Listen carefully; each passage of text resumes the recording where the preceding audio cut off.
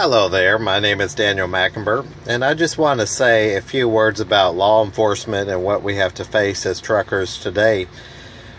A lot of people are trying to make statements out there saying First Amendment, Fifth Amendment, whatever they want to say, and are causing issues. And I just want to say they're doing their job and you're doing ours. We don't really have the time to be pulling over, stopping, and making these statements. And you're really making the rest of us look bad by doing so. There's another way to do things. Maybe write a letter, maybe as appropriate time, but when you're going through a checkpoint or you're going through a wait station, it's best to comply. In my experience, every time that I've been approached by an officer, you just, yes sir, yes ma'am, respect them, comply, and you'll be on your way. If you try to fight them or try to make a statement or say, no, you can't legally search my truck without a warrant, or you try to fight them, then you're putting them on the defensive, and rightfully so, because you're not complying with them. Hey, I get it. We all don't want to go through inspections. We don't want to go through that. But if you got nothing to hide, then you have nothing to incriminate yourself with. So I just want to throw that out there and say, hey, think about it. Think about each one of us out here that are doing our part to try to work hard to get from point A to point B in the safest, most efficient manner.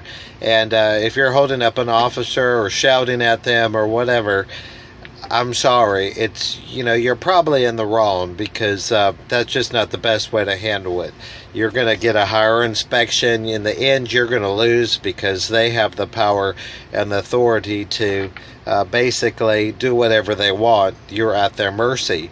And, law enforcement officers today really have it hard amidst of all that they've gone through, and the media, and all these various groups that have risen up and are causing problems across the U.S. So we as truck drivers don't need to be a part of the problem, but part of the cure. So, part of the cure is talking to your legislatures, writing letters, doing your part, but walking up to an officer and calling him a asshole like some people have done, I mean, really, is that really the solution? Going through a border patrol and not complying with the agent when he asked a simple question, is there other bodies or other people in the truck? He has to ask that question. You could be smuggling someone in these trucks. There's two sleepers, or there's two beds usually, or at least one, where one could be hiding. The other day I went into prison. My truck was searched from the top to bottom. They pulled out stuff I didn't even remember I had in my truck that they considered to be not allowed in the prison. And I get it. Things like knives and, things that could be turned into weapons. So they're doing their job. Like I said, best thing, comply. It just takes a few minutes to comply, or it can take hours of downtime and your truck being put out of service because, hey, you refused.